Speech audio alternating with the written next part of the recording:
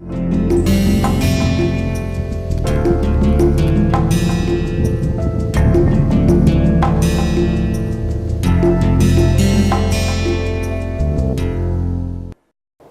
viewers to MOOC's online course on Introduction to Modern Western Art, Movements and Artists.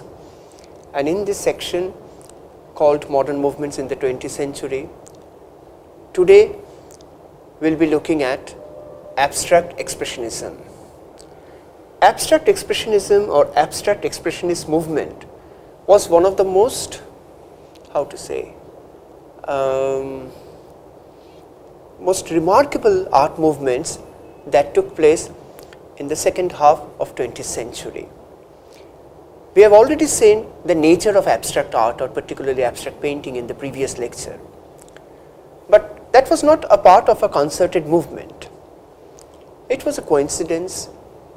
It was a historical simultaneity that early part of 20th century caught the imagination of the artists in terms of the possibilities of abstract painting. But around 1945, when a few artists in America, United States of America, began to explore abstract paintings with a very specific philosophical and conceptual framework, that came to be known or understood as a movement, not as individual efforts or individual projects. So abstract expressionism as a movement developed between the 1940s and early 1950s. Secondly, as I have already mentioned, it was an American movement, American post-World War II movement.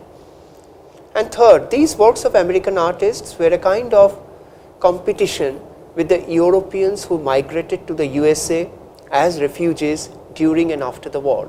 So this is very interesting that for the first time now we see America emerging as a very important player in the history of modern Western art.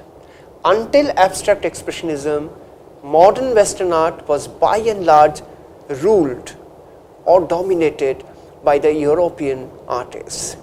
So for the first time we see America coming into the scene.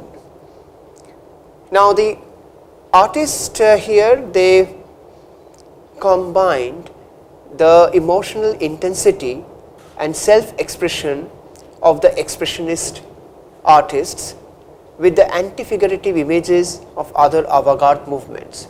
So abstract painting as an idiom, as a language, was already existing even before the abstract expressionist painters came into being.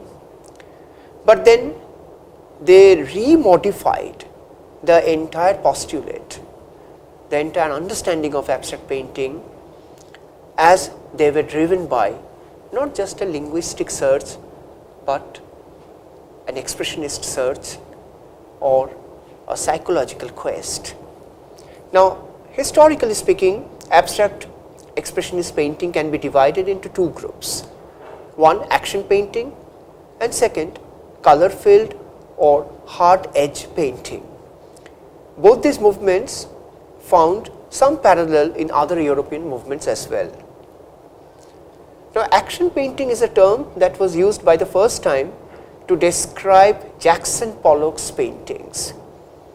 Artists like Jackson Pollock, Franz Kline, or Willem de Kooning used their psyche as a driving force for their works, and also used real life physical movement as a part of their process of painting. And that is perhaps possibly why the action painting term came into being. The canvas was seen as an arena, and painting was seen as an irrational, instinctive and impulsive act. Yet it was not merely impulse or apparently irrational instincts that generated these creations, but an extraordinary skill and command over the technique that made these paintings change the course of modern art history.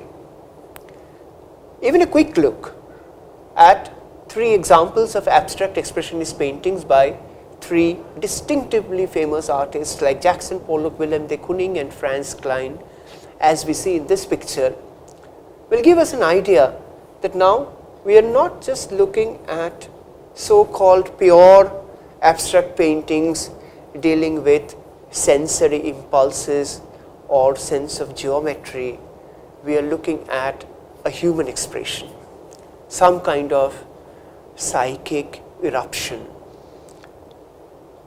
Now these two photographs of Jackson Pollock painting in his studio give us a clue why action painting as a term came into being. But before that, it is to be understood that Jackson Pollock's paintings are experimental in nature, in the sense that there was a huge element of unpredictability, unknown elements in his works, because he was developing new techniques like dripping, splattering, which could not be controlled totally. So he was depending on chance, he was depending on accidents to some extent. And Pollock's most famous works also have this process involved laying the canvas on the floor and walking on, and also in the work while painting it. But this is something that has never been done by any artist before. Walking on the painting A and B, painting not by keeping the canvas vertical on the easel or on the wall, but laying it on the floor. So even the orientation between the artist and the painting, between the painter and the painted object, has been completely redefined in the work of Jackson Pollock. So the act of painting was as important as the finished product. The action should be felt by the viewers too. And this was something that was expected from the viewers.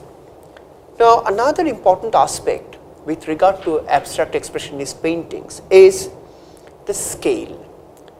Usually most of the abstract expressionist paintings, whether it is by Jackson Pollock or Willem de Kooning or Frans Klein, or in this photograph we see the photography of the painter Mark Rothko standing right in front of his paintings.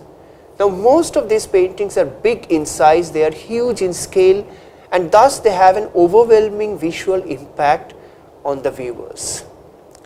This is again, I would say, a very conscious and a deliberate choice to work on canvases which are big, huge, massive in scale, and I think there is this very scale, the size, has got something to do with the very psychology or the psychological implication that these paintings might be having on us when we are looking at them.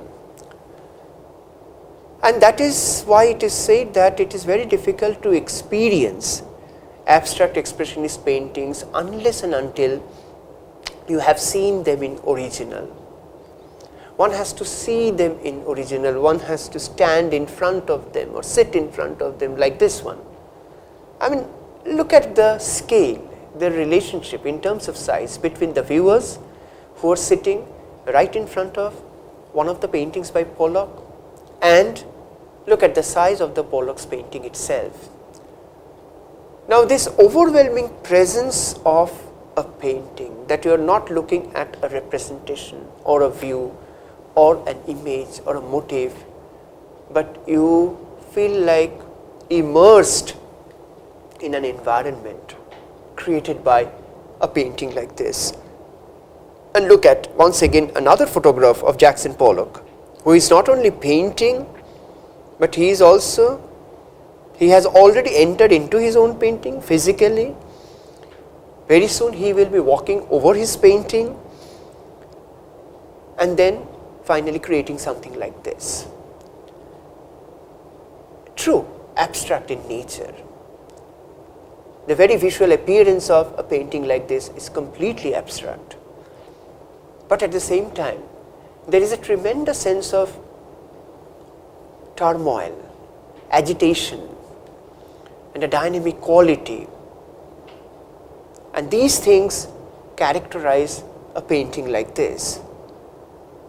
Then you have somebody like Franz Klein, and you see in this photograph standing in front of his extremely big, huge, massive paintings, to the extent that they don't look like paintings, I mean studio paintings at all. They look like murals, huge public wall murals, but they are not. They are paintings painted inside the studio. So when you stand in front of a Franz Klein painting, once again, what you look at is not only a visual form or a symbol of expression, but you are encountering an experience and you are gradually getting engulfed by this visual experience. That was one of the reasons why most of the abstract expressionists chose to work on huge scale or very, very big canvases. Now, this proximity, I mean huge scale and big canvas can push you away into a distance. But in these paintings, they don't push you away. They bring you close to the form. The forms get kind of overblown into size, magnified in scale. So a very different relationship thus takes place between the viewer and the canvas when you are standing in front of an abstract expressionist painting like this or this.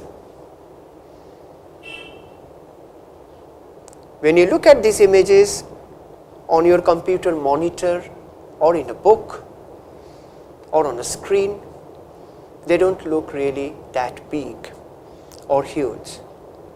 So it is very important every time you look at an abstract expressionist painting printed in a book or on a monitor screen, please take note of the size of the canvas and imagine that size in your mind and try to feel the impact of that canvas only after imagining the size following the scale or the dimensions given along with the reproduction of the painting. Now this is should be made clear that around in late 1940s and 50s, when these artists were doing abstract expressionist paintings, abstract art language, abstraction as a visual idiom has already been more or less established and accepted by the viewers as a possibility of expression. But then most of the artists did not know how to go about it, where to take it further. And this is where the contribution of these abstract expressionist painters is very, very significant.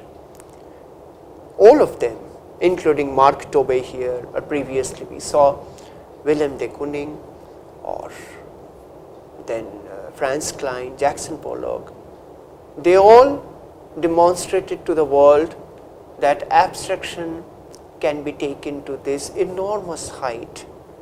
Abstract paintings can create this huge impact on our visual psyche. And there are a lot of painters who followed suit. Now the second category of abstract expressionist paintings has been classified under this nomenclature called color filled and hard edge, where obviously the action is not so prominent or not there at all. The paintings have been created by very, very careful application of color with a very clear predetermined idea where to apply which color and to what extent. So there is a very strong sense of calculation in the second category of abstract paintings, as opposed to the first category, that is action painting, where calculation did not have any role to play. It was by and large instinctive, instinctual and very impulsive. Now, there are two formal trends in American abstraction in the early 60s. The color field consists of large colored areas without signs or forms that the eye can catch. Color was used without any perspective, producing a sensation of impressive size, and the shades of color were diluted in the canvas. So, this color field and hard edge abstract expressionist paintings, what you see is a very strong presence of color and, or let us say, very strong presence of color as an entity by itself. Neither it has any sense of perspective or so called depth as we kind of perceive in our optical experience, day-to-day experience, nor these colors represent anything from the real world. Now, that is why hard edge color filled paintings, described some works in which colorful atmospheres were emphasized. So, when you look at abstract expressionist paintings belonging to the second category, what you are looking at is an atmosphere created by very strong presence of colors, which do not have any references to the real world. The works have very clearly defined outlines and edges, and the precision clarify the compositions, and sometimes the edges have been diluted deliberately, as you see in Mark Rothko's paintings. The most important representatives of this movement are Mark Rothko, Barnett Newman, Ellsworth Kelly, Maurice Louis, Kenneth Nolan, beside others.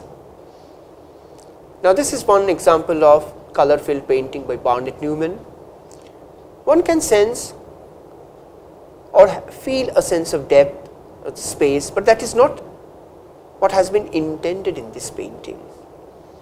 You are not actually supposed to measure any sense of space or depth. If you feel, it is extremely subjective. It is not a part of the intention of this painting.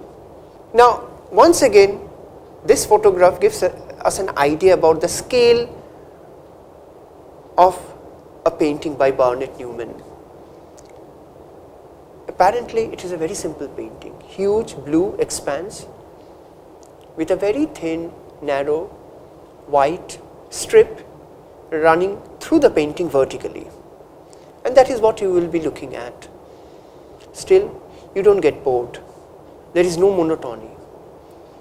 Now, the fact that, in spite of the fact that this kind of paintings do not have many elements to offer to keep you engaged, yet there are hundreds of viewers who can keep looking at a painting like this for hours, because these paintings are contemplative by nature.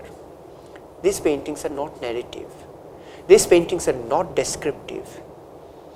These paintings do not want to engage you with details. These paintings do not have any details, but these paintings do offer you a huge, deep, contemplative space for you to engage with. And that is what happens with the paintings by Mark Rothko, the paintings by Barnett Newman, the paintings by many other abstract expressionist painters who have worked with these color filled expressions. But these are not expressions of direct experiences of human being. They are expressions of a philosophical thought, of an idea, creating space for the human beings, that is viewers, to engage with mostly philosophically. Now, the fact that these paintings, not only themselves but also they can actually help us, the viewers, to take the experience of looking at a painting beyond narrative, beyond description, and in the realm of thought, in the realm of contemplation, in the realm of deep absorbing moments. This entire credit goes to the movement called abstract expressionism, like this. I mean, you can keep looking at hundreds of different abstract expressionist paintings which apparently look very similar to each other, but once you make yourself familiarize with abstract expressionist paintings, you will realize that despite the apparent similarity between each other, each of these paintings offer you a slightly different contemplative space. And once you are able to respond to the different tones, hues, colors as you see them, you not only contemplate philosophically or conceptually, you can also contemplate on the colors that these paintings have. Because these colors may not have any representational references, but they do have a very strong quality of absorption, like this one. And because they can absorb your mind, you're looking for a long time.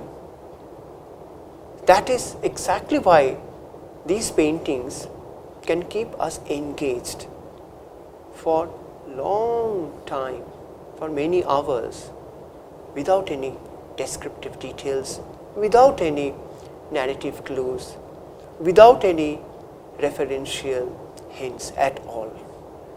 That is the real truth of abstract expressionist paintings, and that is exactly why abstract expressionist paintings as a movement became immensely successful in a world which was steeped in description and narration for a long time, since the Renaissance or even before the Renaissance in the history of European art. Thank you.